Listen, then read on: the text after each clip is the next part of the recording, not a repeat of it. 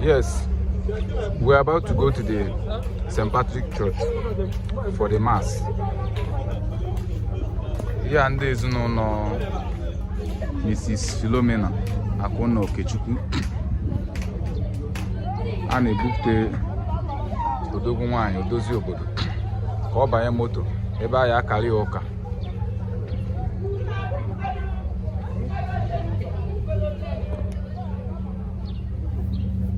St. Patrick Church ka anyị na-abanyezi.